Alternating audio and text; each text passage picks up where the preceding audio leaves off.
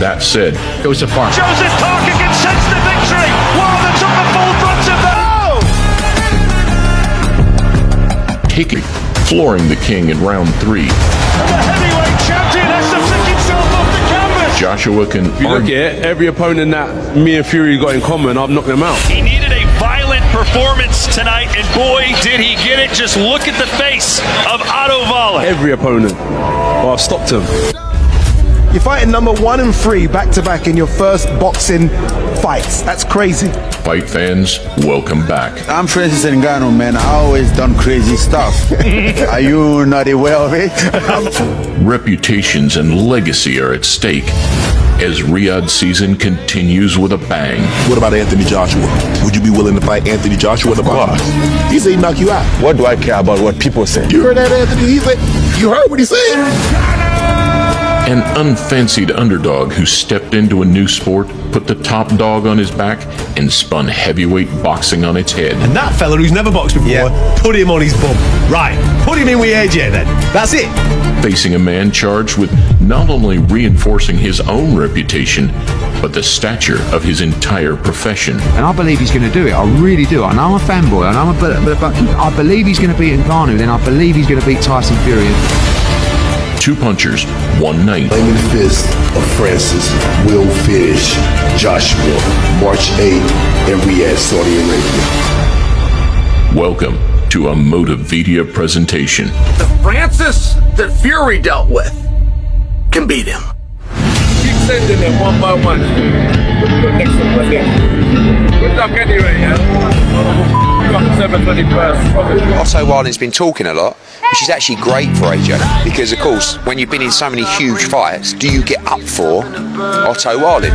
When he talks, yeah, you do. It was supposed to be a serious test that turned into a showcase for Anthony Joshua. I've been with my trainer now for 10 years, and we know how to beat Joshua, and we got to do it. I fight each battle like a warrior, and from the ashes I will rise. Light me up.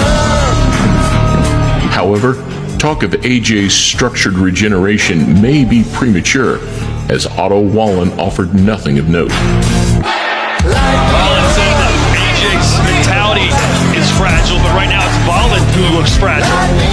AJ is literally beating that out of him right now. He looks like a wilting rose.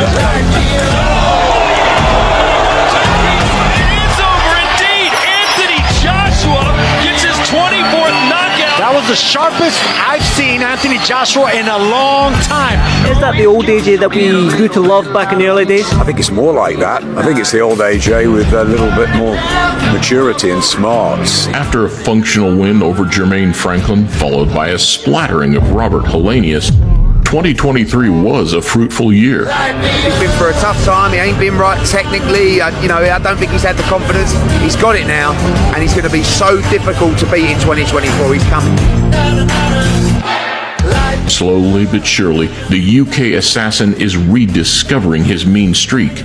And if he maintains this resurgent energy in his next outing, Joshua could move even closer to the clash he craves. We've got bigger ambitions than that, so it is what it is. As I said to my brusky Louis Peru, Will he ever be 3-time champion of the world? Whether my head's in a good or a bad place, it's better than where I started. So I'm going to keep on marching through hell like I own this.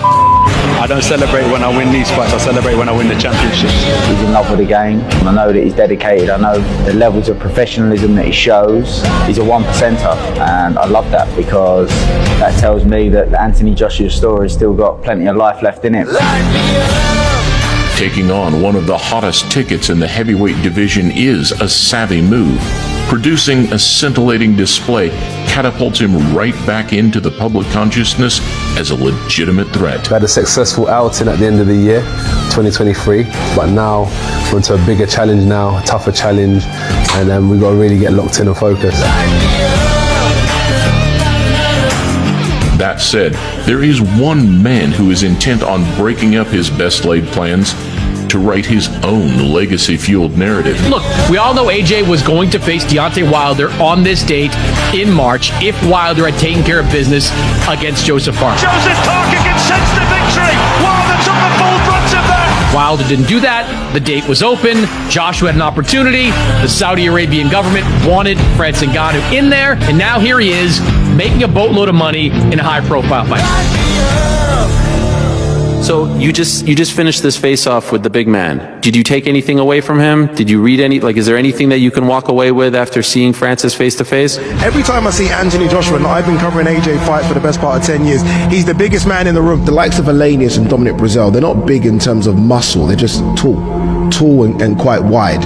Like physically, he's the biggest man. I just did the face-off between AJ and Ngannou. I can tell you now, AJ is not the biggest man in the room. Ngannou is enormous. I've been in his presence, he comes in the UFC PI when I've been there. He's a unit of a man, he's got a big head, his hands, you can just even see his skin, just thick, solid.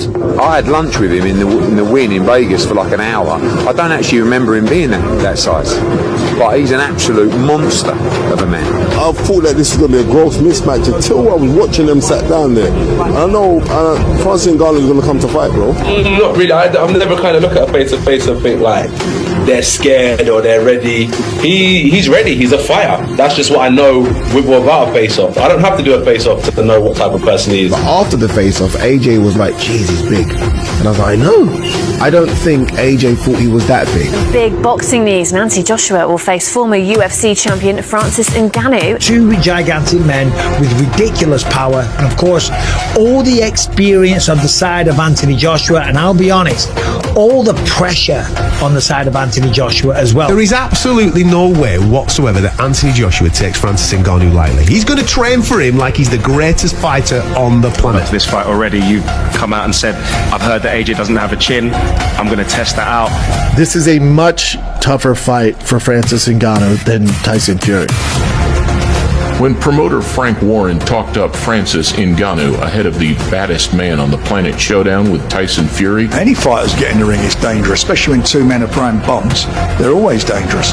It's a great event. It's just the biggest event I've ever been involved in. Really? Yes, a huge event. many thought the veteran Kingpin was frivolously hyping a one-sided encounter. Absolutely massive event. It's a huge event. A massive game changer. This is going to be mega. This will be mega. This is a massive event. I told you it'd be a massive event. I could drink 25 pints of beer and still beat Francis Ngannou in a fight. And I can't miss him because he's got a head the size of a large plant pot. He's going to be in some severe trouble. Overweight and underprepared, Fury was about to be involved in a Halloween scare.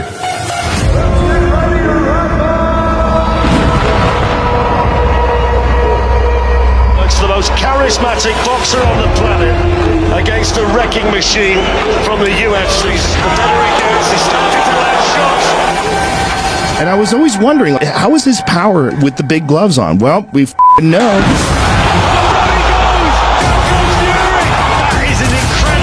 Are we on the verge of a sensation here in Riyadh? That he wants to fire his back. It was a tough fight. It was a good game, man. There's nothing else I can say about it. The Gypsy King, Tyson Fury! I thought that Francis Ngannou won that fight. The guy just deserves to have had one of the greatest wins. I mean, I don't know what I was watching. I don't know what Tyson Fury was doing. Like I said, AJ will fight Ngannou. I can't even believe I'm saying this. But he's just beating Tyson Fury. And I'm telling you, it won't go 3 rounds. That fella's a problem. And I'm talking about for them all. He's 20 stone, he's technically sound, and he can crack. In a division filled with boxing boogeymen, awarded a top 10 ranking by the WBC, Ngannou has become a pugilistic persona in his own right. He's already won. He's already won in life, okay? And now he has a chance to go out there and further solidify his legendary status by potentially beating Anthony Joshua. No one to know what I can do. That was my first fight in boxing. Tough, talented, and capable of giving anyone a hard night's work. Taking shots from a well-schooled, heavy-handed heavyweight finisher molded in the boxing business is another. There's going to be a big year ahead for AJ, but he's got to get past Ngannou, and Ngannou brings all the power, as we know. An easy fight for Joshua. Easy. Why? It's an easy fight for Joshua. It's going to be a better, more manageable fight for Francis Ngannou because of the way Anthony Joshua approaches fights. Anthony Joshua does not want to get knocked out. This is AJ Ngannou. This is Face Off. Perfect. Thank you.